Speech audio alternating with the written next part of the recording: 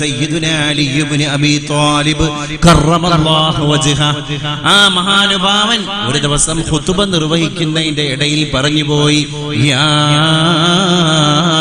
ദുനിയാ, അല്ലയോ ദുനിയാവേ, അബീ തഅറൽതി അംലി തശബ്ബഫ്തി ഗുർരി ഗൈരി. അത് വളരെ സ്വഹാബത്തിന്റെ ഇടയിൽ തന്നെ വളരെ പ്രചാരം സിദ്ധിക്കപ്പെട്ട ഒരു പ്രസംഗമാണ്. യാ ദുനിയാ അബീ തഅറൽതി അംലി തശബ്ബഫ്തി ഗുർരി ഗൈരി ലാ റജഅത ലീ ഫീക്. എനിക്ക് നിന്നിൽ ഒരു പ്രതീക്ഷയും ഇല്ല. ദുനിയാവിനോട് പറയാൻ, ദുനിയാവിനെ ഒരു കെട്ടിയ പെണ്ണിന്റെ സ്ഥാനത്ത് കണ്ടിട്ട് അലിയല്ലാത്തവരെ വേണമെങ്കിൽ ചതിച്ചോ, നിന്റെ ചതിക്ക് അലീനെ കിട്ടൂല. ലാ റജഅത ലീ ഫീക്, നിന്നിൽ എനിക്ക് പ്രതീക്ഷയില്ല. ചില പണ്ഡിതന്മാർ പറഞ്ഞു, ലാ റജഅത, ഇനി റജഇയായ തലാഖല്ല, ഇത് മുത്തലാഖാണ് എന്ന് ദുനിയാവിനോട് പറയാനൊന്നും ഈ അലി റളിയല്ലാഹു അൻഹുവിന്റെ സ്റ്റേറ്റ്മെന്റിനെ വിശദീകരിച്ച പണ്ഡിതന്മാരുണ്ട്. കാരണം പിന്നെ പറയുന്ന വാക്കെന്താ, അലി തങ്ങള് ഖദ് ബതതുകി സലാസ എന്ന് പറഞ്ഞാൽ ഖദ് തല്ലഖതുകി സലാസ, ദുനിയാവേ ഞാൻ നിന്റെ 3 മൊഴിയും ചൊല്ലി മിമ്പറിന്റെ മുകളിൽ അലി തങ്ങൾ പറയാണ്. ഇപ്പൊ സഹാബത്ത് ഒന്നാമത്തെ മൊഴിന്റെ കാരണം എന്താ, രണ്ടാമത്തെ മൊഴി ചെല്ലാൻ കാരണം എന്താ, മൂന്നാമത്തെ മൊഴി ചെല്ലാൻ കാരണം എന്താ, അതിന് അലി തങ്ങൾ എന്നെ വിശദീകരിക്കാൻ, ഫഉംറുകി ഖസീർ, നിന്റെ ആയുസ് ഖസീറാണ്, വളരെ ശുഷ്കം. അതിന്റെ കാരണം അലി തങ്ങൾ പറഞ്ഞു, ആലമുൽ അർവാഹിൽ കോടാനക്കോടി വർഷങ്ങൾ ജീവിച്ച ആൾക്കാരാ ഞാനും നിങ്ങളും. അലി റളിയല്ലാഹു അൻഹു പറഞ്ഞില്ലേ, ആലമുൽ അർവാഹിൽ റൂഹ് മാത്രമായിരുന്ന സമയത്ത് ഞാൻ നിന്നെ കണ്ടിരുന്നടാ. ആലമുൽ അജ്സാദിൽ വന്നപ്പോ ഒരാളോട് അലി റളിയല്ലാഹു അൻഹു പറഞ്ഞു, അബ്ദാലിന്റെ സ്ഥാനത്തേക്ക് ഉയർത്തപ്പെട്ട അലി തങ്ങൾ ഇത് പറയുന്നതിൽ അത്ഭുതമില്ലാന്ന് കേട്ട സഹാബികളും പറഞ്ഞു. ആലമുൽ അർവാഹിൽ റൂഹായിരുന്നപ്പോ കണ്ട ഓർമ്മ വെച്ചിട്ട് ആലമുൽ അജ്സാദ് എന്ന് പറയുന്ന ആലമു ദുന്യവിയിൽ വന്നിട്ട് പറയാണ്, നമ്മൾ ആലമുൽ അർവാഹിൽ അന്ന് ഗെറ്റ് ടുഗദർ നടത്തിയത് ഓർമ്മയുണ്ടോ? അലി റളിയല്ലാഹു അൻഹു ചോദിച്ചു. അപ്പോ ഒന്നാമത്തെ തലാഖിന്റെ കാരണം ആ ആലമുൽ അർവാഹിൽ കിട്ടിയ ആയുർദൈർഘ്യം ദുനിയാവിൽ ഇല്ല. അത് തന്നെ വഉംറുകി ഖസീർ, നിന്റെ ആയുസ് ശുഷ്കം. രണ്ടാമത്തെ തലാഖിന്റെ കാരണം വഐശുകി ഹഖീർ, നിന്റെ ഐഷ് നിസ്സാരമാണ്. അറബികള് മന്തി, ബുഖാരി, കബ്സ പോലുള്ള റൈസിനാണ് ഐഷ് എന്ന് പറയാറുള്ളത്. അറബികൾക്കിടയിലുള്ള ഒരു ഭാഷയാണത് ഐഷ്. ഹോട്ടലിൽ പോയിട്ട് ഐഷ് ഉണ്ടോ, എന്താന്ന് വെച്ചാല് അതും ഐഷും ഒരുപോലെയാണ്. കാരണം ഇന്ന് രാത്രി എടുത്തു വെച്ചാല് നാളേക്ക് കഞ്ഞി പോകുന്നതിന്റെ അർത്ഥം. ഐഷുകി ഹഖീർ, അത് ഹഖീറാണ്. ദുനിയാവിന്റെ ഐഷു അങ്ങനെയാണെന്ന്. ദുനിയാവിനെയും ആഖിറത്തിനെയും ആലിമീങ്ങള് പണ്ഡിതന്മാര് തുലനം ചെയ്തത് എന്തോ ഒരു രസാണ്. കാരണം അഅദ്ദല്ലാഹു ലിഇബാദിഹിൽ മുഅ്മിനീന മാ ലാ ഐനുൻ റഅത്, ഇവിടെയല്ല അവിടെ, വലാ ഉദ്നുൻ സമിഅത് വലാ ഖതറ അലാ ഖൽബി റജുലിൻ വാഹിദ്, ഒരാളുടെ മനസ്സിലും വരാത്തൊരു സാധനം അല്ലാഹു സുബ്ഹാനഹു വ തആല അടിമകൾക്ക് വേണ്ടി അവിടെ തയ്യാറാക്കിയിട്ടുണ്ട്. അതിനെ ഈ കണ്ണുകൊണ്ട് കണ്ട ആൾക്കാരാണ് ഈ കിടക്കുന്ന മഹാന്മാർ, ഈ മഹാനെ പോലെയുള്ള മറ്റുള്ള ആൾക്കാരും. അപ്പോ ശരിക്കും പറയുകയാണെങ്കിൽ ഈ കണ്ണുകൊണ്ടാണ് അവർ ലോകത്തെ നിയന്ത്രിച്ചത്. എല്ലാ ആളുകൾക്കും മഹാനായ അത്തിപ്പറ്റ ഉസ്താദൊക്കെ പറയാറുണ്ടായിരുന്നു, 4 കണ്ണ് കൊടുത്തിട്ടാണ് ഓരോ അടിമനെയും അള്ളാഹു ദുനിയാവുക്ക് പറഞ്ഞയച്ചത്. ഐനാനി ഫീ ളഹ്രിഹി വ ഐനാനി ഫീ ഖൽബിഹി, അല്ലെങ്കിൽ ജൗഫി. ജൗഫിൽ 2 ഐന്, ലഹ്റിൽ 2 ഐന്. നമ്മുടെ ആക്റ്റീവായി പ്രവർത്തിച്ചുകൊണ്ടിരിക്കുന്ന ഐന് ലഹ്റിലുള്ള ഐനാണ്. പക്ഷേ ഔലിയാക്കന്മാർക്ക് വളരെ ആക്റ്റീവായി പ്രവർത്തിച്ച ഐന് ജൗഫിലുള്ള ഐനായിരുന്നു. അപ്പോൾ മുന്നിൽ വരുന്ന ആളെ കാണൂല. കാരണം ലഹ്റിലുള്ള ഐന് ഡിമ്മാണ്, അതിന്റെ വോൾട്ടേജ് വളരെ കമ്മിയാണ്. ഉള്ളിലുള്ള കണ്ണിന്റെ വോൾട്ടേജ് ഭയങ്കര ബ്രൈറ്റ് ആണ്. അതിന്റെ ബ്രൈറ്റ്നെസ് കൊണ്ട് മുന്നിലുള്ള ആൾക്കാരെ കാണൂല, മൈൻഡ് ചെയ്യൂല. CM വലിയുള്ളാഹി തങ്ങളൊക്കെ ശരീഅത്ത് നഷ്ടപ്പെട്ട വലിയായിരുന്നു എന്ന് പണ്ഡിതന്മാർ എഴുതി. കാരണം ശരീഅത്ത് നഷ്ടപ്പെടുന്ന വിലായത്തുണ്ട്, ശരീഅത്ത് നഷ്ടപ്പെടാത്ത വിലായത്തുണ്ട്. ശരീഅത്ത് നഷ്ടപ്പെടുന്ന വിലായത്ത് ജദ്ബിലേക്ക് പോകുന്നു. അതുകൊണ്ട് CM വലിയുള്ളാഹി തങ്ങൾ മുന്നിൽ കാണുന്ന ആളെ അടിച്ച സംഭവങ്ങൾ ഇഷ്ടം പോലെ ഉണ്ട്. ഈ കാഫിറല്ലേ എന്ന് ചോദിച്ചിട്ട് അടിച്ച സംഭവം ഉണ്ട്. ഇന്നത്തെ കാലത്താണെങ്കിലോ അതിനെ ഉൾക്കൊള്ളാൻ അടി കിട്ടിയ ആൾക്കും സാധിച്ചിരുന്നു എന്നുള്ളതാണ് അന്നത്തെ സൊസൈറ്റിയുടെ അറ്റ്മോസ്ഫിയർ. ആ ഒരു കാലഘട്ടത്തിലൂടെ കടന്നുപോയി ഔലിയാക്കന്മാരുടെ ശീതഛായയുടെ തണലിൽ അഭിരമിക്കുന്ന ഒരു സാഹചര്യം കേരളക്കരയ്ക്ക് കിട്ടി എന്നുള്ളതാണ്. ഈ മഹാനെ പറ്റി തന്നെ ഞാൻ ആരോ പറഞ്ഞു കേട്ടിട്ടുണ്ട്, നാടന്മാരിൽ നാടനായി ജീവിച്ച ഒരാളായിരുന്നു. അങ്ങനെ ഉണ്ടല്ലേ? യാ അല്ലാഹ്, ഒരു സാധാരണക്കാരനായിട്ട് പിന്നെ വിലായത്തി ഒടുന്നു വരുന്നു. അത് അള്ളാഹു കൊടുക്കുന്ന ഒരു തൗഫീഖാണ്. ഹറാറത്തിന്റെ ത്വബീഅത്തുള്ള ദിക്റുകളുണ്ട്, ബുറൂദത്തിന്റെ ത്വബീഅത്തുള്ള ദിക്റുകളുണ്ട് എന്ന് മഹാന്മാര് പറഞ്ഞു. ഒരു വലിയനെ പറ്റി പറഞ്ഞിട്ടുണ്ട്, ഹറാറത്തിന്റെ ത്വബീഅത്തുള്ള ഈ ചൂടിന്റെ പ്രകൃതിയുള്ള ലാ ഇലാഹ ഇല്ലല്ലാഹ് പോകാതെ ഇത് അൺലിമിറ്റഡ് ആയിട്ട് ചൊല്ലി ആളുടെ ഹാല് മാറി, ആളുടെ ത്വബീഅത്ത് പിന്നെ ഹറാറത്തായിരുന്നു. എവിടെയും ചൂട്, പ്രകൃതിയിൽ മുഴുവൻ ചൂട്, ആരെ കണ്ടാലും ചൂട്.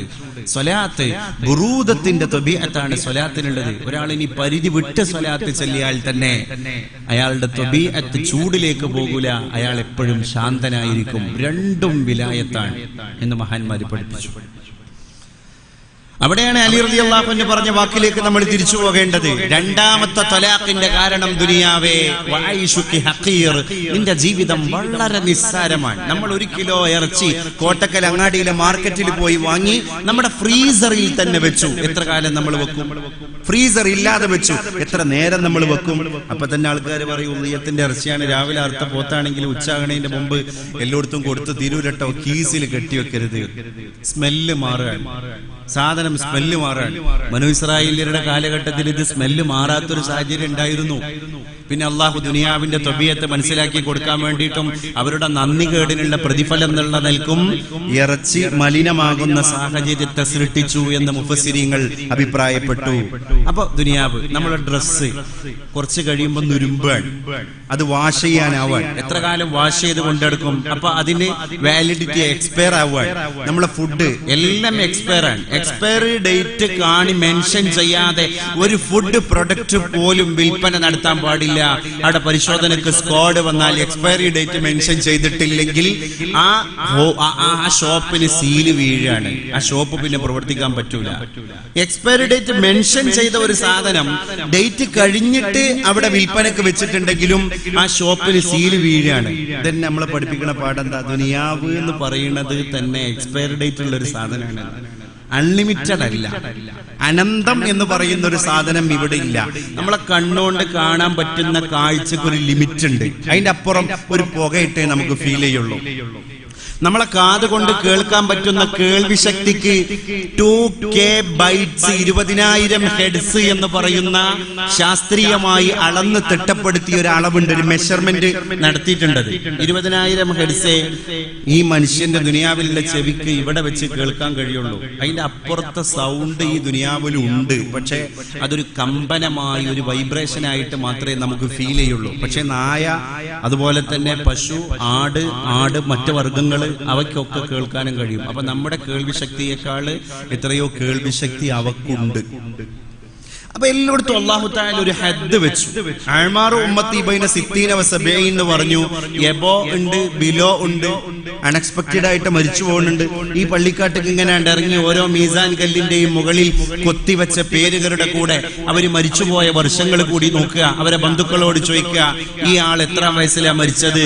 ഓരോ ഖബറിന് ഓരോ പ്രായല്ലേ. 33കാരന്റെ ഖബർ, അപ്പുറത്ത് 70 വയസ്സുള്ള ഉമ്മാന്റെ ഖബർ, ഇപ്പുറത്ത് 6 വയസ്സുള്ള ശിശുവിന്റെ ഖബർ, തൊട്ടപ്പുറത്ത് പ്രസവിച്ച ഉടനെ തന്നെ മാതാവിന്റെ വയറ്റിൽ നിന്ന് ജീവനോടെ വരികയും പിറ്റേ ദിവസം അല്ലാഹുവിലേക്ക് യാത്ര തിരിക്കുകയും ചെയ്ത ചോരപ്പൈതലിന്റെ ഖബർ. ഓരോ ഖബറുകൾക്കും ഓരോ പ്രായം. ഇന്ത്യ കണ്ട ഒരു വലിയ സൂഫി പറഞ്ഞ വാക്കാണത്. ദുനിയാവെന്തെന്ന് പഠിക്കണമെങ്കിൽ നിങ്ങളുടെ മസ്ജിദുൽ ജാമിഇന്റെ ചുറ്റുവട്ടങ്ങളിലുമുള്ള ഖബർസ്ഥാനിലേക്ക് അസ്സലാമു അലൈക്കും യാ അഹ്ലൽ ഖുബൂർ, മറവിട്ട് കിടക്കുന്നവരെ നിങ്ങൾക്ക് എന്റെ സലാം. എന്നിട്ട് അവിടെ മൈലാഞ്ചി ചെടിയുടെ ചോട്ടിലുള്ള മീസാൻ കല്ലിന്റെ മുകളിൽ നിങ്ങൾ നോക്കുക. അവര് മരിച്ചുപോയ ഡേറ്റ് ഒന്ന് നോക്കുക. ഓരോ ഖബറിനും ഓരോ പ്രായമാണ്. അതിൽ എന്തെങ്കിലും ഒരു മാറ്റം ഉണ്ടാക്കാൻ മഹല്ല് ജനറൽ ബോഡി കൂടി തീരുമാനിച്ചാൽ കഴിയുമോ നമുക്ക്? ഇല്ല. ഇന്നും അങ്ങനെ തന്നെയാണ്. ഓരോ ഖബറിനും ഓരോ പ്രായം. 6 വയസ്സുകാരൻ മരിക്കുന്നു. ഇന്ന് കണ്ടില്ലേ നിങ്ങൾ? കൊച്ചിയിലെ പൊതുനിരത്തിലൂടെ പ്രഭാത സവാരിക്ക് വേണ്ടി, എന്താ ഈ പ്രഭാത സവാരിക്ക് വേണ്ടി നടക്കുന്നത്? രാത്രി 3:30 മണിക്കൊക്കെ അലാറം വെച്ച് എണീറ്റിട്ട് എല്ലാരും ഉറങ്ങിക്കിടക്കുമ്പോ പ്രഭാത സവാരിക്ക് വേണ്ടി നടക്കണ എന്തിനാ? ഉള്ള കൊളസ്ട്രോളും ഷുഗറും യൂറിക് ആസിഡും ഒക്കെ ഒന്ന് കുറച്ച് കൊണ്ടുവന്നിട്ട് കൂടുതൽ കാലം ജീവിക്കാൻ വേണ്ടിയിട്ടാണ് പ്രഭാത സവാരിക്ക് പോണത്. ആ 2 സ്ത്രീകള് ഇന്ന് രോഗിയായ ഒരു ഡോക്ടറെ ഹോസ്പിറ്റലിലേക്ക് കൊണ്ടുപോകുന്ന കാർ ഇടിച്ചു മരിച്ചു. ആ രംഗം കണ്ടിട്ട് ആ കാറിൽ ഇരിക്കുന്ന രോഗിയായ ഡോക്ടർക്ക് അറ്റാക്ക് വന്നിട്ട് ആ ലേഡി ഡോക്ടർ മരിച്ചു. എന്താ അവസ്ഥ? ഇന്ന് നടന്നതല്ലേ. നമുക്കൊരിക്കലും താളഭംഗങ്ങളെ മാറ്റാൻ കഴിയണില്ല. ചക്ഷുശ്രവണകളസ്തമാം ദർദുരം ഭക്ഷണത്തിനപേക്ഷിക്കുന്നതുപോലെ കാലാഹിന പരിഗ്രസ്തമാം ലോകവും ആലോല ചേതസ്സാ ഭോഗങ്ങൾ തേടുന്നു. ഭോഗങ്ങളെല്ലാം ക്ഷണപ്രഭാചഞ്ചലം, എല്ലാ സുഖങ്ങളും ഞൊടിയിടയിൽ തീരുകയാണ്. ഭോഗങ്ങളെല്ലാം ക്ഷണപ്രഭാചഞ്ചലം. ആയുസ്സിന്റെ ദൈർഘ്യം ഒന്ന് കൂടട്ടെ, എന്റെ കൂട്ടുകാരികൾക്കിടയിൽ എന്റെ ആരോഗ്യം ഒന്ന് വർദ്ധിക്കട്ടെ എന്ന് കണ്ടിട്ട് രാത്രി അലാറം വെച്ച് എണീക്കാൻ പോയ എന്റെ പെങ്ങളെ, അവരെക്കാൾ എത്രയോ നേരത്തെ കവറിലെ 6 അടി മണ്ണിനോട് കവിള് ചേർത്തി കിടന്നത് നീയാണ്. ഒന്നും അറിയില്ല. ഇദാ അസ്ബഹത ഫലാ തന്തദിരിൽ മസാ. നീ സ്വബാഹിലായാല് മസാഇനെ പ്രതീക്ഷിക്കരുത്. ഗുഡ് മോർണിംഗ് എന്ന് നമ്മുടെ ഒരു ഇന്റിമേറ്റ് ഫ്രണ്ടിനെ കാണുമ്പോൾ നമ്മളൊരു കൺഗ്രാറ്റ്സ് കൊടുത്തു, ഇനി ഗുഡ് ഈവനിംഗ് പറയാൻ എനിക്ക് കഴിയോ? ഫലാ തന്തദിരിൽ മസാ ഫഇദാ അംസൈത. നീ ഒരാളോട് ഗുഡ് ഈവനിംഗ് പറഞ്ഞാൽ ഫലാ തന്തദിരിസ് സ്വബാഹ്, അടുത്ത പ്രഭാതത്തിൽ ഗുഡ് മോർണിംഗ് പറയാൻ ഈ തൊണ്ടക്കുഴിയിൽ റൂഹുണ്ടാകും എന്ന് നീ ഉറപ്പിക്കാൻ പാടില്ല.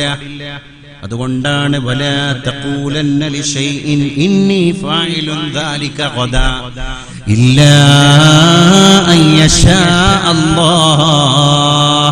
ഇൻഷാ അല്ലാഹ് പറയാതെ ഞാൻ നാളെ കോട്ടക്കൽ ബസ് സ്റ്റാൻഡിൽ 5 മണിക്ക് ഷാർപ്പ് 5 മണിക്ക് എന്റെ ബാഗും പിടിച്ചിട്ട് നിന്നെ വെയിറ്റ് ചെയ്യുമെടാ എന്ന് പറയുമ്പോ അതിന് ശേഷമോ അതിന് മുമ്പോ ഒരു ഇൻഷാ അല്ലാഹയുടെ അകമ്പടിയില്ലാതെ അത് പറയാൻ അല്ലാഹു നിനക്ക് അധികാരം തന്നിട്ടില്ല എന്ന് നമ്മൾ വെള്ളിയാഴ്ച പാരായണം ചെയ്യുന്ന സൂറത്തുൽ കഹ്ഫ് നമ്മളോട് പറയാൻ. വലാ തഖൂലന്ന ലിശൈഇൻ, ഒരു കാര്യത്തെ പറ്റിയും നീ പറയരുത്. ഇന്നി ഫായിലുൻ, definitely I will do it, ഞാനത് ചെയ്യും എന്ന് നീ പറയരുത്. ദാലിക ഖദാ, ആ കാര്യം നാളെ ഞാൻ ചെയ്യും എന്ന് നീ പറയരുത്. ഇല്ലാ അയ്യശാ അല്ലാഹ്, ഇൻഷാ അല്ലാഹ് പറഞ്ഞിട്ടല്ലാതെ. അപ്പോ ഇതൊക്കെ ഫോർസീൻ മൈൻഡോട് കൂടെ കണ്ട ആൾക്കാരാണ് ഈ കിടക്കുന്നത്. അവര് സൈലന്റ് ആയിക്കാരം. ആരെങ്കിലും എന്തെങ്കിലും പറഞ്ഞു കഴിഞ്ഞാൽ ഷൗട്ട് ചെയ്യൂല. ഔലിയാക്കന്മാരൊക്കെ ഒന്ന് പഠിച്ചു നോക്കണ്ടേ? അവരുടെ ദർബാറുകളെ ഒന്ന് പഠിക്കുമ്പോൾ അതിലെ സ്വച്ഛന്തമായ ശീതഛായ നമുക്ക് ഒരുപാട് അഭയം തരുന്നതായി തോന്നും. അലി റളിയല്ലാഹു അൻഹുവിന്റെ വാക്കിലേക്ക് നമുക്ക് തിരിച്ചു പോകാം. വഅയ്ഷുകി ഹഖീർ, ദുനിയാവേ നിന്റെ 2ാമത്തെ മൊഴി മിമ്പറിന്റെ മുകളിൽ വെച്ച് ഞാൻ നിന്നെ മൊഴി ചെല്ലുമ്പോൾ 2ാമത്തെ മൊഴി ചെല്ലാൻ കാരണം നിന്റെ ഐഷ് വളരെ ഹഖീറാണ്, നിന്യമാണ്. നിന്നെ കൂട്ടുപിടിച്ചോൻ നിന്യനായി, നിന്റെ കൂടെ ഏർപ്പെട്ടവൻ നിസാരനായി. അതുകൊണ്ടാണ് അദ്ദുനിയ ഇവര് പറഞ്ഞത് അദ്ദുനിയ ദാറു മൻ, ദുനിയാവ് എന്ന് പറയുന്നത് ഒരുത്തന്റെ വീടാണ്. ലാ ദാറ ലഹു, അവന് അവിടെ വീടില്ല. അദ്ദുനിയ ദാറു മൻ ലാ ദാറ ലഹു. അപ്പൊ അവിടെ വീടുള്ളവന് ഇവിടെ വീടില്ല, ഇവിടെ വീടുള്ളവന് അവിടെ വീടില്ല എന്ന് പറഞ്ഞാൽ നമ്മൾ അധിവസിക്കുന്ന മസ്കനെ പറ്റിയല്ലേ ഈ പറഞ്ഞത്. പിന്നെ ഇത് എന്റെ എറ്റേണിറ്റിയുടെ വേൾഡാണ്, ഇത് എന്റെ ശാശ്വതീകത്വത്തിന്റെ ലോകമാണ് എന്ന് തീരുമാനിച്ചോന് പിന്നെ ലാ ദാറ ലഹു, അവിടെ വീടില്ല എന്നാണ് ആലിമീങ്ങൾ പറഞ്ഞത്. എന്തോ ഒരു ആശയങ്ങളായി ഇതിലൊക്കെ കുടികൊള്ളുന്നത് എന്റെ പ്രിയപ്പെട്ടവര്. അതുകൊണ്ടാണ് കുമാരനാശാൻ അദ്ദേഹത്തിന്റെ ഓഫീസിലേക്ക് വീട്ടിൽ നിന്ന് ബാഗ് എടുത്ത് ഇറങ്ങുമ്പോ സസ്യത്തിന്റെ മുകളിൽ ഉജ്ജ്വലമായി പ്രോജ്വലിച്ചു നിൽക്കുന്ന പുഷ്പത്തെ കണ്ടപ്പോ ആ പൂവിനെങ്ങനെ അതിന്റെ സൗന്ദര്യം കാണാൻ എന്തോ ഒരു രസം. ഇന്നലെ നീ കുസുമദളം, ഇന്ന് നീ പുഷ്കലമായ ഒരു പൂവാൻ.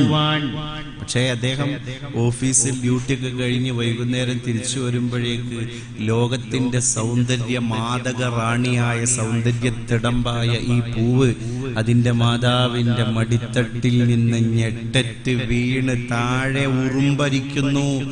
ചിലന്തി വന്നിട്ട് വല നെയ്തിട്ടുണ്ട്. പിറ്റേ പ്രഭാതത്തിൽ പിന്നെ ആ വഴി പോകുമ്പോ ആ പൂവിന്റെ മുകളിൽ മഞ്ഞു വീണിട്ട് ഉദകം ചാർത്തിയിട്ടുണ്ട്. ഇതൊരു വലിയ ആശയാണത്. ആ പുഷ്പമേ അധിക തുംഗപദത്തിലെത്ര ശോഭിച്ചിരുന്നിതൊരു രാജ്ഞി കണക്കയേ നീ. ഇന്ന് നീ ആരാൻ?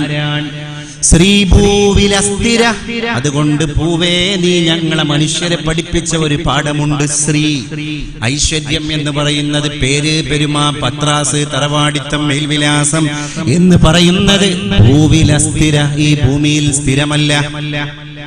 അത് നിന്റെ കിടത്തം ഞങ്ങളെ പഠിപ്പിച്ചിരിക്കുകയാണ്. അത് തന്നെ അലി റളിയല്ലാഹു അൻഹു പറഞ്ഞത് വഅയിഷുകി ഹഖീർ, നിന്റെ ജീവിതം വളരെ നിന്ദ്യമാണ്, വളരെ നിസ്സാരമാണ്. ഇനി ദുനിയാവിലെ എല്ലാ കാര്യവും നമ്മൾ എടുത്തു നോക്കുക. നമ്മുടെ സമയ, നമ്മുടെ ബസർ, നമ്മുടെ ആക്ടിവിറ്റീസ്, നമ്മുടെ മൂവ്മെന്റ് അല്ലേ.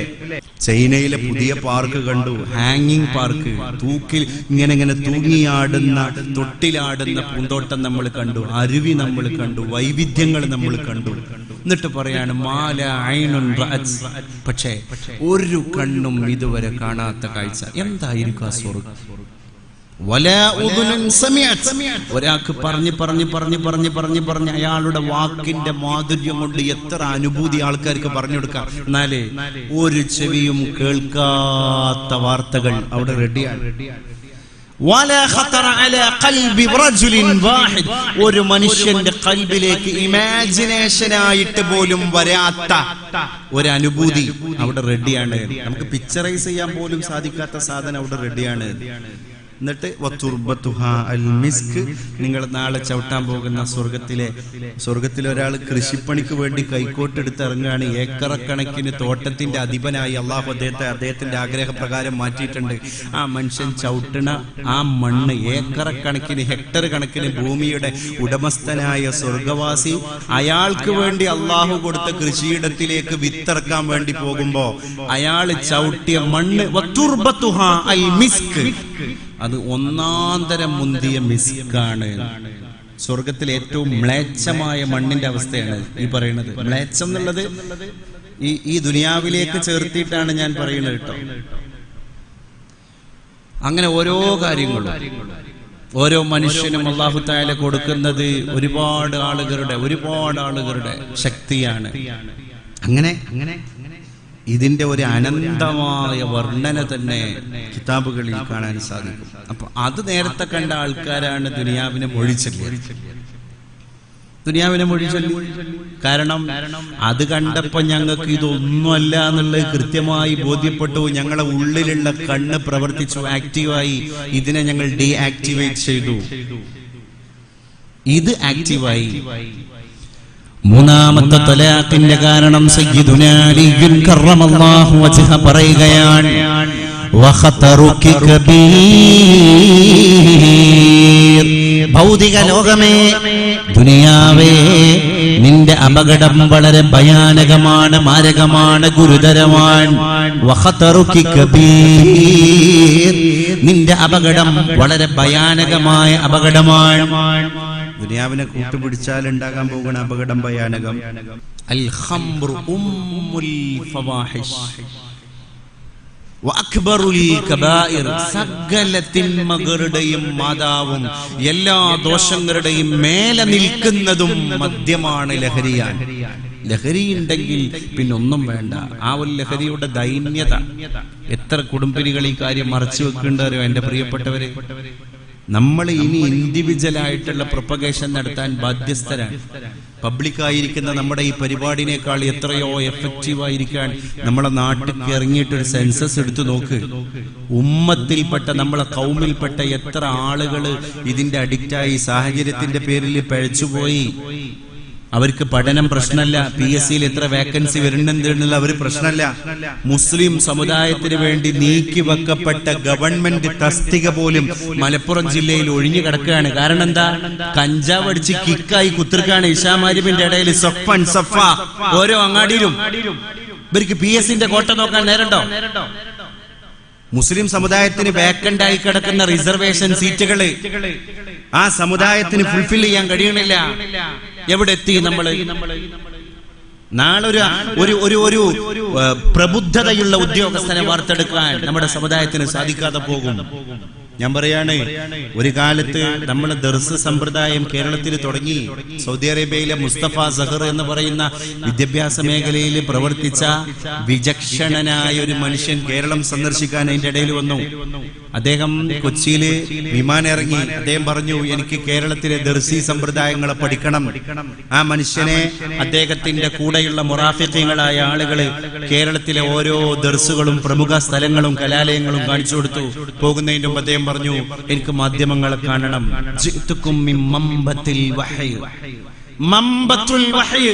വഹി പൊട്ടിമുളച്ച രാജ്യത്ത് നിന്നാണ് ഞാൻ വരുന്നത്. മക്കത്ത് നിന്നാണ് ഞാൻ വരുന്നത്. മദീനയുള്ള പട്ടണത്തിൽ നിന്നാണ്, രാജ്യത്ത് നിന്നാണ് ഞാൻ വരുന്നത്. എന്റെ നാട്ടിലാണ് ആദ്യം ചെലവുകൂടി സമ്പ്രദായമുള്ള ദർസ് തുടങ്ങിയത്. നിങ്ങളൊന്ന് ആലോചിച്ച് നോക്ക്. മുഹാജിർ എന്ന് പറയുന്ന ഒരു വിഭാഗം ഒരു നാട്ടിൽ നിന്ന് ഹിജറ വന്ന് ഇവിടെ അക്കമഡേറ്റ് ചെയ്യപ്പെടാൻ വേണ്ടിയിട്ട് ഏറ്റവും വലിയ വാം വെൽക്കം കൊടുത്തത് അൻസാരികളാണ്. സ്വന്തം ശിഷ്യഗണങ്ങൾ രണ്ട് വിഭാഗമായി മാറാൻ. ഒന്ന് മുഹാജിർ, ഒന്ന് അൻസാർ. ഞാൻ ആദ്യം മോദിയ ആയത്ത് അൻസാരി ഇലല്ലാ എന്ന ആയത്താണ്. എങ്ങനെ അൻസാറായി? എങ്ങനെ അൻസാറായി? ഹബീബായ നബി തങ്ങൾ മുദർരിസാൻ. മദീനത്തെ സുഫത്തിന്റെ അഹ്ലുകാരായ മുതഅല്ലിമീങ്ങൾക്ക് എണ്ണം കൂടി.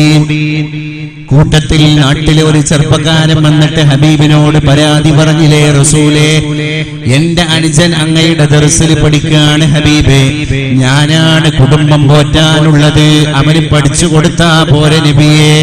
അള്ളാന്റെ ഹബീബിന്റെ മുഖഭാവം മാറിയില്ലേ? പരിശുദ്ധ റസൂലിന്റെ മട്ട് മാറിയില്ലേ? സഹോദരാ, നിന്റെ ജോലിയുടെ വാതിലുകൾ തുറക്കപ്പെട്ടത്, നിന്റെ കുടുംബത്തിന്റെ റിസ്ക് വിശാലമായത് എന്തുകൊണ്ടാണെന്ന് നിനക്കറിയോ? അന്റെ വീട്ടിൽ നിന്ന് ഒരാള് മദീനത്തെ പള്ളിയിൽ വന്നിട്ട് ദർസ് പഠിക്കുന്നതിന്റെ ബറക്കത്തോണ്ടാണ്. ആ വാക്കുച്ചരിക്കാൻ നിനക്ക് അർഹതയില്ല എന്ന് പരാതിക്കാരനായ ജ്യേഷ്ഠ സഹോദരനോട് മറുപടി പറഞ്ഞു പോയ മുദർരിസായ മുഹമ്മദ് മുസ്തഫ സല്ലല്ലാഹു അലൈഹി വസല്ലം എങ്ങനെ എത്തി മദീനത്ത്? ഉമിർതു ബിഖറിയത്തിൻ, ഗ്രാമങ്ങളിൽപ്പെട്ട ഒരു ഗ്രാമത്തിലേക്ക് പലായനം ചെയ്യാൻ ഉമിർതു. അല്ലാഹുവിന്റെ ഹബീബ് ഉമിർതു ബിഖറിയത്തിനെ പറഞ്ഞിട്ടുള്ളൂ. ഉമിർതു ബിൽ ഹിജ്റതി ഇലൽ ഖറിയത്തിൽ മുസമ്മ ബിയസ്രിബ്. യസ്രിബ് എന്ന പേരുള്ള ഖറിയത്തിലേക്ക് ഹിജ്റ പോകാൻ ഉമിർതു. യഖൂലൂന യസ്രിബ്, അവരൊക്കെ ആ നാടിനെ പേര് വിളിച്ചിരുന്നത് യസ്രിബ് എന്നാണ്. വഹിയൽ മദീന, അത് ഇനി മുതൽ എന്റെ മദീനയാണ്. ആ ഹദീസ് പഠിച്ച് വിശദീകരിച്ച സഹാബികൾ പറഞ്ഞു, ഇനി മദീനനെ യസ്രിബ് എന്ന് വിളിക്കൽ കറാഹത്താണ്. യഖൂലൂന യസ്രിബ് എന്നാണല്ലോ നബി തങ്ങൾ പറഞ്ഞത്. വഹിയൽ മദീന എന്ന് പിന്നെ ശേഷം പറഞ്ഞല്ലോ. അതുകൊണ്ട് മദീനയാണ്, ഇനി യസ്രിബ് എന്ന് വിളിക്കാൻ പാടില്ല.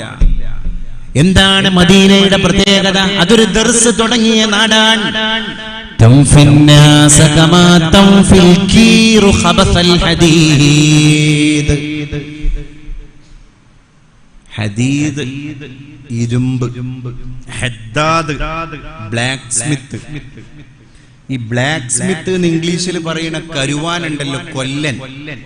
നമ്മളെ നാട്ടിലൊക്കെ കൊല്ലപ്പണി നല്ല നടന്ന നാടാണ്. ഹദ്ദാദിന്റെ പണി, കരുവാമ്പടി, കരുവാമൂല എന്നൊക്കെ പറയുന്ന സ്ഥലം ഒരു കരുവാന്റെ നിത്യവൃത്തി അവിടെ വ്യാപൃതമായിരുന്നതിന്റെ തെളിവാണ്. ഇപ്പൊ പണ്ടത്തെ ഈ ഉല എന്ന് പറയുന്ന കീറ്, ഈ ഉല എന്ന് പറയുന്ന അടുപ്പുണ്ടല്ലോ, ഈ അടുപ്പിന്റെ ഒരു ഭാഗത്ത് ഇങ്ങോട്ട് പ്രസ് ചെയ്യുമ്പോ മറ്റേ ഭാഗത്ത് ഇങ്ങോട്ട് തീപ്പൊരി വരും. അപ്പൊ കരുവാൻ ഇങ്ങനെ ഉല ഇങ്ങനെ അമർത്തുമ്പോ അവിടെ വരുന്ന തീതാളത്തിലേക്ക് നല്ല തുരുമ്പ് പിടിച്ച ഇരുമ്പിന്റെ ആയുധങ്ങളൊക്കെ അങ്ങനെ നീട്ടിക്കൊടുത്താല് തംഫി, അത് സ്ഫുടം ചെയ്യും. ഇരുമ്പിന്റെ അയിരുകളെ മുഴുവൻ സ്ഫുടപാകം ചെയ്ത് സ്ഫടികം പോലെ തിളക്കുള്ളതാക്കും, കണ്ണാടി പോലെ തിളക്കുള്ളതാക്കും. തംഫിന്നാസ്, മദീന ഈ തുരുമ്പ് കേറിപ്പോയ പാപത്തിന്റെ തുരുമ്പ് കേറിപ്പോയ കൽബാകുന്ന ജനഹൃദയങ്ങളെ കരുവാന്റെ ഉലയാകുന്ന മദീനത്തം ഫിന്നാസ് ജനങ്ങളെ സ്ഫുടം ചെയ്തെടുക്കും. ഈ കീറിന്റെ ഉപമ ഒരുപാട് സ്ഥലത്ത് പറഞ്ഞിട്ടുണ്ടല്ലോ അല്ലെ. മസലുൽ ജലീസി സ്വാലിഹി വ ജലീസി സൂഇ കഹാമിലിൽ മിസ്കി വനാഫിഖിൽ കീർ. അവിടെയും കാണാം best friendship, good friendship, bad friendship.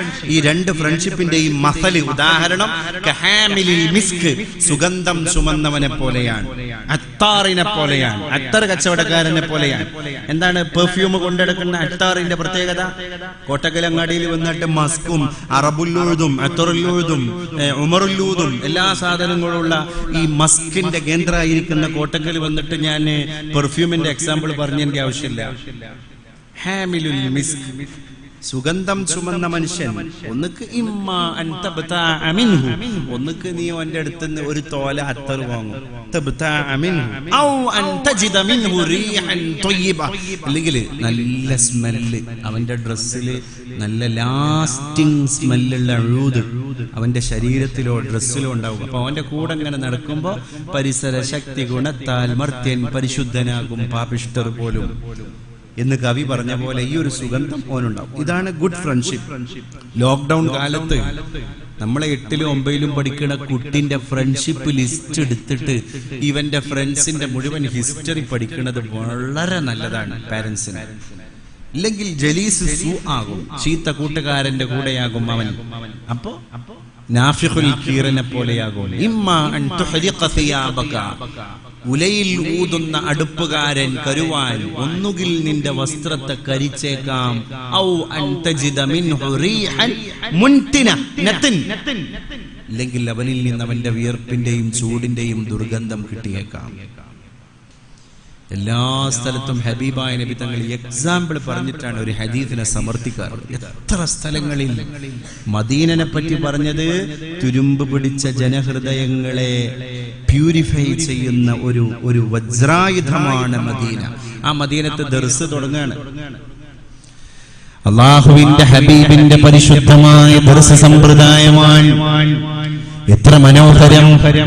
അപ്പോഴാണ് ഈ ഞാനി പറഞ്ഞ മുസ്തഫ സഹർ എന്ന് പറയുന്ന അറബ് പണ്ഡിതൻ കേരളത്തിലെ പള്ളി ദർസുകൾ സന്ദർശിച്ച് അദ്ദേഹത്തിന്റെ സ്വദേശത്തേക്ക് തിരിച്ചു പോകുന്നതിന്റെ മുമ്പ് പറഞ്ഞത്, എനിക്ക് മാധ്യമങ്ങളെ കാണണം.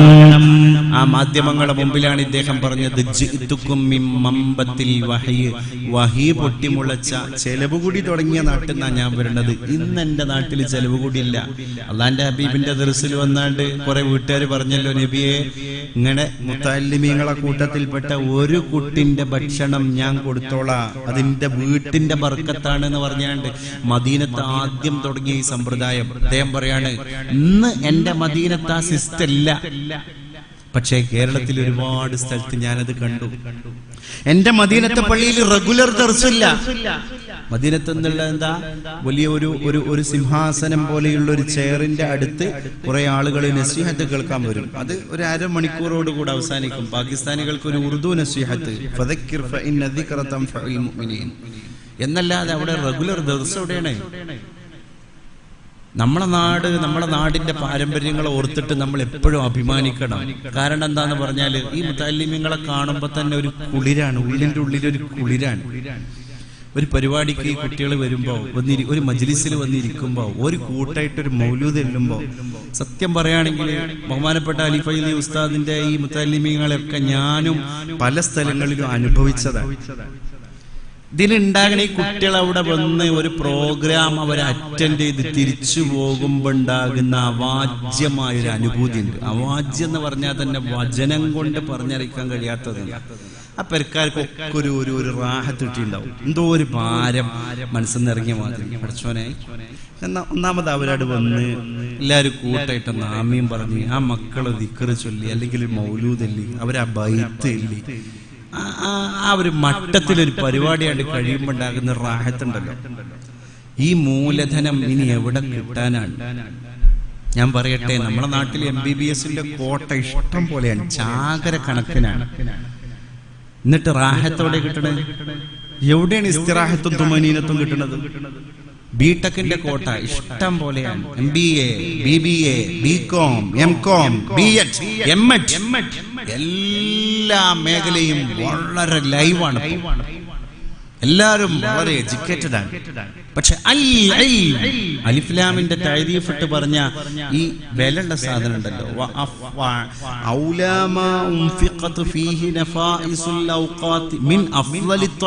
എന്ന് പറഞ്ഞതിന്റെ ശേഷം പറഞ്ഞ ഈ നഫായിസുൽ ഔഖാത്ത് വിനിയോഗിക്കപ്പെടുന്ന ഈ ഒരു ഇൽമിന്റെ ചുരുക്കുണ്ടല്ലോ, മഹാനായ ചെറുശ്ശേരി ഉസ്താദിന്റെ ഭാഷ കണ്ടെടുത്ത് പറഞ്ഞാൽ ഇതിന്റെ ഒരു ചുരുക്കുണ്ടല്ലോ, ആ ഒരു ചുരുക്ക് എങ്ങനെ കിട്ടും നമുക്ക്?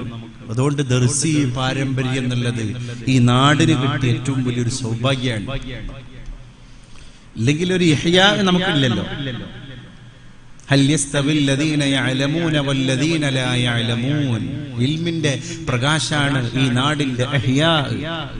അല്ലാഹു ആ ഇസ്സത്ത് ഈ നാട്ടിൽ നിലനിർത്തി തരുമാറാകട്ടെ. ഞാൻ ചിന്തിക്കുകയാണ്, ഈ മഹല്ല് സമ്പ്രദായത്തിൽ ഇങ്ങനെ നോക്കുമ്പോൾ ഞാനിപ്പോ 1-2 വർഷങ്ങളിൽ ഇവിടെ വിസിറ്റ് ചെയ്തു പല പരിപാടികൾക്ക്. ഇപ്പൊ ഈ പള്ളിയിൽ വന്നിട്ടില്ലെങ്കിലും അന്ന് നിസ്കരിച്ചു, ഒരു പരിപാടിക്ക് വന്ന് അന്ന് മഗ്‌രിബിന് നിസ്കരിച്ചു. അപ്പോഴാണ് ഈ പള്ളിയിലെ മാഹൗലും ഇതിന്റെ എല്ലാ കാര്യങ്ങളും സറൗണ്ടിങ്സും ഒക്കെ മനസ്സിലാക്കിയത്.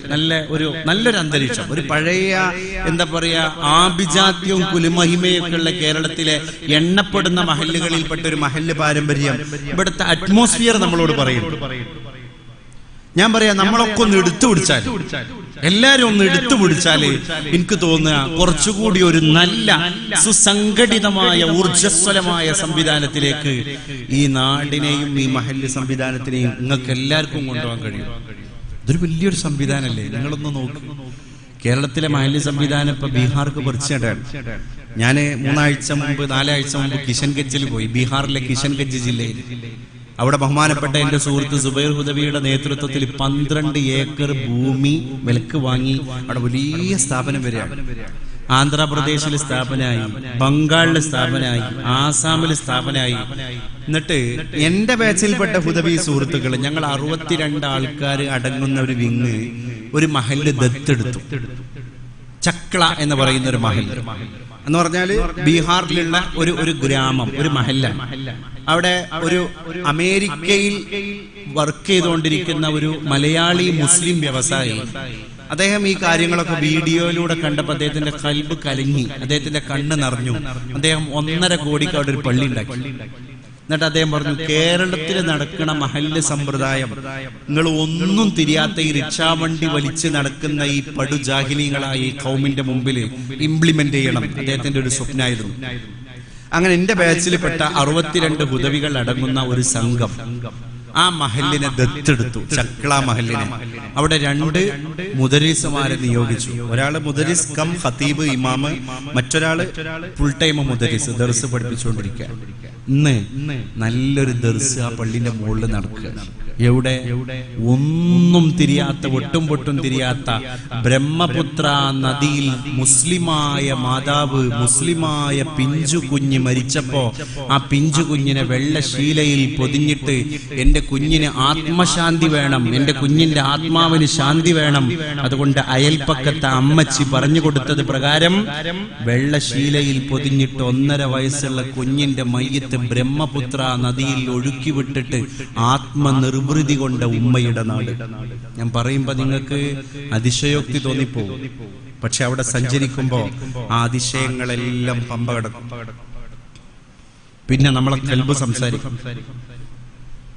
അവിടെ ഇന്ന് ഒരു മഹല്ല് സമ്പ്രദായം നിലവിൽ വന്നു. എന്തേ അവര് പറഞ്ഞത്? കേരളത്തിൽ നിങ്ങൾ നടത്തിക്കൊണ്ടിരിക്കുന്ന ഏർപ്പാട് ഇവിടെ ഇംപ്ലിമെന്റ് ചെയ്താൽ മതി. നമ്മൾ ഇന്ന് റോൾ മോഡലാണ്. അവിടെയാണ് ഞാൻ സങ്കടം പറഞ്ഞത്. ഇതൊന്നും അറിയാതെ, കഥയറിയാതെ, ഓവുപാലത്തിന്റെ മുകളിൽ ഇരുന്നിട്ട് കഞ്ചാവടിച്ച് കിക്കായിട്ട് തലമുറയെ വായിക്കാത്ത നമ്മുടെ പുതിയ കൗമാരത്തെ പറ്റി നമ്മൾ സങ്കടപ്പെടണം. ആരാ ഇനി അവരെ തിരിച്ചു കൊണ്ടുവരാ? ഒരു 10 കൊല്ലം കഴിഞ്ഞാല് മഹല്ല് സമ്പ്രദായം അവരെ കയ്യിക്ക് പോവാണ്. ആ കുട്ടികളാണ് ഏറ്റെടുക്കേണ്ടത്. ഒരു 15 കൊല്ലം കഴിഞ്ഞാൽ മദ്രസ എങ്ങനെ നടത്തണം എന്ന് ആ കുട്ടികളെ തീരുമാനിക്കേണ്ടത്. ആ സമുദായമാണ്. ഇന്ന് ഒരു ബോധമില്ലാതെ, നിസ്കാരത്തിനെ പറ്റി ബോധമില്ല, വലിയവരെ ബഹുമാനിക്കണമെന്നോ, മൂത്ത ആൾക്കാരെ കണ്ട ഒരു റെസ്പെക്ട് കാണിക്കണമെന്നോ, പള്ളിയിൽ ആയിട്ടൊരു പെരുമാറ്റം വേണമെന്നോ ഒന്നും ഈ കുട്ടിയൊക്കെ ഐഡിയ ഇല്ല. ഈ കുട്ടികൾ അവരുടെ ലഹരിയും അവരുടെ കൂട്ടുകെട്ടും വലിയ വഴികേടും ഫ്രണ്ട്ഷിപ്പായിട്ട് മുന്നോട്ട് പോകാൻ നമ്മളാണെങ്കിൽ ആ വിഷയത്തിൽ നിസ്സഹായരായതിന്റെ പേരിൽ ടെൻഷൻ അടിച്ച് മൗനം പാലിച്ചിരിക്കാൻ. ഇത് വലിയൊരു ആയുധാണ് ആ കുട്ടികൾ. നമ്മളെ ഒരു ഭാഗത്ത് പള്ളിയിൽ 4 ആൾ കൂടുമ്പോ നമ്മൾ സങ്കടം പറയാണ്, എന്താ ഇപ്പൊ നമ്മളെ കൗമിന്റെ അവസ്ഥ. ഇത് ഈ കുട്ടിയൊക്കെ വലിയൊരു വളമാണ്. കാരണം ഓലെടുത്തേക്ക് നമ്മൾ അടുക്കണില്ല, നമ്മൾ ഇവിടുന്ന് പരിഭവം പറയാണ്. ഇനി ആ കുട്ടികളെ ഇടയിലേക്ക് ഫീൽഡിലേക്ക് ഇറങ്ങിയിട്ട് ഒരു പരിവർത്തനം എങ്ങനെ സാധ്യമാവും? അതിന് സ്ക്വാഡ് വർക്ക് ഉണ്ടാക്കണം. എല്ലാ വിഭാഗത്തിലും പെട്ട ആൾക്കാർ ഒരുമിച്ച് കൂട്ടി മഹലിന്റെ 4 ഭാഗങ്ങളിലേക്കും പോയി ഉമ്മാന്റെ ഉപ്പാന്റെ അടുക്കൽ ഈ കഥ പറഞ്ഞു കൊടുക്കണം. ഇനി നിങ്ങളെ കുട്ടിയെ നിങ്ങൾ കൺട്രോൾ ചെയ്തിട്ടില്ലെങ്കിൽ 9 മണിക്ക് ശേഷവും 8 മണിക്ക് ശേഷം ഒരു കുട്ടി അങ്ങാടിയിൽ നിന്ന് കയറി വരികയാണെങ്കിൽ ഈ എവിടെ ഇനടാ ഇതുവരെ എന്ന് ചോദിക്കാനുള്ള ഗഡ്സ് പോലും രക്ഷിതാവിന് നഷ്ടപ്പെട്ടു പോയി. അത് കുട്ടി കേടി വെച്ച് കൊടുക്കലായി. എന്തൊരു അപകടമാണ് എന്റെ പ്രിയപ്പെട്ടവരെ. നമ്മൾ നന്നായി ദ്വാരിക്കണം, നന്നായി പ്രവർത്തിക്കണം, നന്നായി ഫീൽഡിൽ വർക്ക് ചെയ്യും വേണം. ഞാൻ അവസാനിപ്പിക്കാൻ കൂടുതൽ നീട്ടിക്കൊണ്ടു പോകണില്ല. ഒരു മഹാന്റെ ചാരത്താ നമ്മൾ ഇരിക്കുന്നത്. അവരെ കുരുത്തും പൊരുത്തും വാങ്ങാനാണ്, അവരെ ഹുബ്ബ് കൊണ്ട് ചേരാനാണ്. പടച്ചോനെ, അവര് ചെയ്ത പോലെയൊന്നും ഞങ്ങൾക്ക് ചെയ്യാൻ കഴിഞ്ഞില്ല, അവരെ പോലെയൊന്നും ഞങ്ങൾക്ക് ആവാൻ കഴിഞ്ഞില്ല. പക്ഷേ അവരെ ഹുബ്ബ് കൊണ്ട് ചേരാന്നുണ്ടല്ലോ, ആ ഹുബ്ബ് കൊണ്ട് ചേരുന്ന ഒരു പരിപാടിയാണ് ഇപ്പൊ നമ്മൾ ചെയ്തുകൊണ്ടിരിക്കുന്നത്. മഖാമിൽ നേർച്ചകളും സംഭാവനകളും തന്ന് വിവിധ ആവശ്യങ്ങൾ പറഞ്ഞ് ദുആ ചെയ്യാൻ ഒരുപാട് ആൾക്കാർ പറഞ്ഞിട്ടുണ്ട്. അവരുടെ ഹലാലായ മുറാദുകൾ അല്ലാഹു സുബ്ഹാനഹു വ തആല ഹാസിലാക്കി കൊടുക്കുമാറാകട്ടെ. വിദേശത്തേക്ക് പോകുന്നതിൽ ചില പ്രയാസങ്ങൾ നേരിട്ട പ്രവാസികൾ ദുആ ചെയ്യാൻ വേണ്ടി പറഞ്ഞിട്ടുണ്ട്. അല്ലാഹു മല പോലെ വന്നതിനെ മഞ്ഞുപോലെ ഈ മഹാന്റെ കറാമത്ത് കൊണ്ട് ഉരുക്കി കളയുമാറാകട്ടെ. ആമീൻ യാ റബ്ബൽ ആലമീൻ. കടങ്ങൾ വീടാൻ വേണ്ടി ഒരു സഹോദരൻ പ്രത്യേകം ദുആ ചെയ്യാൻ പറഞ്ഞിട്ടുണ്ട്. അല്ലാഹുവേ, കടങ്ങൾ വീട്ടി സലാമത്തും റാഹത്തും ഈ മഹാന്റെ ഹക്ക് കൊണ്ട് നീ പ്രദാനം ചെയ്യണേ അല്ലാഹ്. ഭാര്യയുടെ പ്രഷറും ഷുഗറും പെട്ടെന്ന് ശിഫയാകാൻ വേണ്ടി ദുആ ചെയ്യണം. ഇവരൊക്കെ പല രീതിയിലുള്ള സംഭാവനകളൊക്കെ കൊടുത്ത് ഈ പരിപാടിയോട് സഹകരിച്ച് ഞാൻ നേരെ കയറി വരുമ്പോൾ സിയാറത്തിന് വേണ്ടി മഹാന്റെ ചാരത്ത് നിൽക്കുമ്പോൾ ഒരുപാട് അരിന്റെയും പഞ്ചസാരന്റെയും പല വ്യഞ്ജനങ്ങളുടെയും ഭക്ഷണ പദാർത്ഥങ്ങളുടെയും ഒക്കെ പൊതികൾ കാണാൻ. ഇതൊക്കെ ഓരോ നീയത്തുകളാണ്. പല ആൾക്കാരും പല നീയത്തും കൽബിൽ വെച്ചിട്ടാണ് അവിടെ കൊണ്ടുപോയി കൊടുക്കുന്നത്. അത് നാളെ ഈ ഇൽമു പഠിക്കുന്ന മുത്തഅല്ലിമീങ്ങളുടെ ചെലവിലേക്കും മറ്റാവശ്യങ്ങളിലേക്കും ഉപയോഗിക്കുന്ന സമയത്ത് ഈ ഇൽമിന്റെയും ഈ മഹാന്റെ ബർക്കത്തും ഈ ഇൽമിന്റെ ഹുർമത്തും കൂടി സംഗമിക്കാൻ ഇവർക്ക് കിട്ടുന്ന ഫളിൽ എത്രയാണ്? നമ്മളെ തട്ടുമുട്ടും തീരാൻ വേറൊന്നും വേണ്ട. വളരെ ശാന്തായിട്ട് ഈ ഭവ്യതയോടുകൂടെ നമ്മൾ ഈ അദബും സൂക്ഷ്മതയും പാലിച്ച് നമ്മൾ ഈ ചെയ്യുന്ന വളരെ മുഅല്ലമായിരിക്കുന്ന ഇത്തരത്തിലുള്ള കാര്യങ്ങൾ മതി. അല്ലാഹു നമ്മളിൽ നിന്ന് കബൂലാക്കട്ടെ. അപ്പം അള്ളാഹു ഈ സഹോദരിക്ക് എല്ലാ അർത്ഥത്തിലുമുള്ള ശിഫ പ്രദാനം ചെയ്യുമാറാകട്ടെ. നമ്മുടെ പള്ളിക്ക് ചുറ്റും മറവിട്ട് കിടക്കുന്ന ഖബറാളികൾ, ഇത്ര ആൾക്കാർ, നമുക്ക് വേണ്ടപ്പെട്ടവർ, നമ്മളുമായി ചോരബന്ധമുള്ളവർ ഇല്ലാത്തവർ, സുഹൃബന്ധമുള്ളവർ ഇല്ലാത്തവർ, നമ്മളോടൊന്നും പറയാതെ പോയി കിടന്നവരാണ് അവരൊക്കെ. അള്ളാഹു നമ്മൾ ഈ നടത്തുന്ന പരിപാടിന്റെ ഒക്കെ മിഥില് സവാബ്. കാരണം നമ്മൾ ഇന്ന് ആമീൻ പറയുമ്പോൾ നമ്മളെ കൽബിൽ വേറെ നീയത്തും കൂടി വരും. പഠിച്ചോനെ, നാളെ ഞാൻ അവിടെ പോയി കിടക്കുമ്പോ മറ്റന്നാൾ വേറൊരു തലമുറ ഇവിടെ വന്ന് കൈ പൊങ്ങിക്കുമ്പോ ആ ആമീനിൽ ഒരു മെമ്പർ ഞാനായിരിക്കും. ഈ ഒരു റുട്ടീൻ സിസ്റ്റം ഒന്ന് ആലോചിച്ചു. അവര് കുറെ പണിയെടുത്തു, അവര് വിശ്രമിക്കാൻ പോയി കിടക്കുക. കുറച്ച് കഴിയുമ്പോ മാണ്ടാന്ന് പറഞ്ഞാലും അള്ളാഹു നമ്മളെ കൊണ്ടുപോയി കിടത്തുമല്ലോ. ഇപ്പൊ വേറൊരു തലമുറ ഇവിടെ വരുമല്ലോ. ആ വരുന്ന തലമുറ, ഇനി വന്നിരിക്കാനുള്ള തലമുറനെ പറ്റിയാണ് ഇന്ന് നമ്മൾ ചർച്ച ചെയ്തത്. അവര് കൽബ് കലങ്ങി ആമീൻ പറഞ്ഞിട്ടില്ലെങ്കിൽ നമുക്ക് രക്ഷപ്പെടാൻ കഴിയൂല. ആ തലമുറനെ നന്നാക്കലാണ് ഇനി നമ്മളെ ദൗത്യം. ഞാൻ ഉള്ളു തട്ടിയിട്ട് പറയാൻ, ആ തലമുറനെ നന്നാക്കലാണ്. ജനറേഷനെ മോൾഡ് ചെയ്തെടുക്കാൻ, ഒരു സമൂഹത്തെ സമുദ്ധരിക്കാനുള്ള സമയമായിട്ടുണ്ട്. വയല് പരിപാടി വെച്ചാൽ അത് നടക്കൂല. നിങ്ങൾ പുറത്ത് പബ്ലിക്കായിട്ട് ഒരു പരിപാടി വെച്ചാൽ ഇതേപോലെ ഈ കൂട്ടുന്ന ആൾക്കാർക്ക് അത് ഉപകരിക്കും. ആ തലമുറന്റെ അടുക്കൽക്ക് ഈ ദഅവത്ത് എത്തുന്നില്ല. അവർക്കുള്ള ദഅവത്ത് കൗൺസിലിംഗ് ആണ്. അവരെ ഹിസ്റ്ററി പഠിക്കലാണ്, അവരെ ബാക്ക്ഗ്രൗണ്ട് പഠിക്കലാണ്. ഇറങ്ങിച്ചെല്ലണം ദയവ് ചെയ്ത്. ഇൻഷാ അല്ലാഹ് നമ്മുടെ ഈ മഹല്ല് സംവിധാനത്തൊന്നും അതുപോലെ തന്നെ ഒരുപാട് നല്ല സേവനങ്ങൾ ചെയ്യുന്ന ചെറുപ്പക്കാരുണ്ട്, ഉദ്യോഗസ്ഥന്മാരുണ്ട്, മാലിന്യങ്ങളുണ്ട്. ഇവരെല്ലാരും കൂട്ടുപിടിച്ചിട്ട് ഒരു ടീം വർക്ക് ഉണ്ടാക്കിയിട്ട്, ഞാൻ ഇപ്പൊ എന്റെ നാട്ടിൽ ചെയ്ത് എന്താന്ന് പറഞ്ഞാല് എല്ലാ സംഘടനയിലും പെട്ട ആൾക്കാരെ പിടിച്ചു. എല്ലാ രാഷ്ട്രീയക്കാരുണ്ട്, എല്ലാ സംഘടനയുണ്ട്. കാരണം എന്താ പറയുക, ഇതിൽ ഒരു പാർട്ടി ഒരു സംഘടന ഇറങ്ങുമ്പോ വേറുള്ള സംഘടനക്കാർ പിന്നെ മുടക്കാൻ നിൽക്കും. കാരണം ഇത് നമ്മുടെ നാടിന്റെ പൊതു നന്മയാണ്. ഈ മക്കള് ലഹരിക്ക് പോയാൽ നാളെ നമ്മൾ നാഥനില്ലാതാവും. നമ്മളെ കുട്ടികളെ ഇശാമരിപ്പിന്റെ ഇടയിൽ നാട്ടിൽ കിറക്കാൻ കഴിയൂല.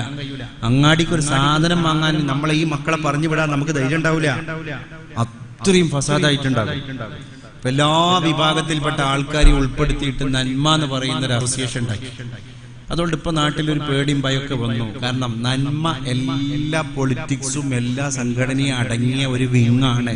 ഇത് സ്ട്രോങ് ടീമാണ്. ഇതിനെ ഡെമോളിഷ് ചെയ്യാൻ കഴിയൂല. അപ്പൊ കുട്ടികൾ പ്രതിരോധത്തിലായി. എന്നിട്ട് അവരെ നല്ലൽക്ക് ഹിക്മത്ത് നല്ലൽക്ക് അവരോട് ചോദിച്ചു എങ്ങനെ ഇതിൽ പെട്ട്. കുട്ടികളെ ഹിസ്റ്ററി തയ്യാറാക്കി ഒരു രക്ഷിതാക്കളെ സമീപിച്ച് 4 ഭാഗമാക്കി, മഹലിനെ 6 ഭാഗമാക്കി. 6 ഭാഗത്തും സെപ്പറേറ്റ് പ്രോഗ്രാം വെച്ചു. ഉമ്മമാരോടും ഉപ്പമാരോടും ഇങ്ങനെ സംഭവം ഉണ്ടിട്ടോ എന്നുള്ള വിവരം അറിഞ്ഞു, ധരിപ്പിച്ചു. മെല്ലെ മെല്ലെ നമുക്ക് ചെയ്യാൻ പറ്റൂ. മെല്ലെ മെല്ലെ ചെയ്യാൻ പറ്റൂ. ഫജ്തനിബൂഹു ലഅല്ലകും തുഫ്ലിഹൂൻ എന്ന് പറഞ്ഞത് 4ാം ഘട്ടത്തിലാണല്ലോ. അതിന്റെ മുമ്പ് പറഞ്ഞ ഒരുപാട് സംഭവങ്ങൾ ഉണ്ടല്ലോ. അള്ളാഹു നമുക്ക് തൗഫീഖ് നൽകുമാറാവട്ടെ.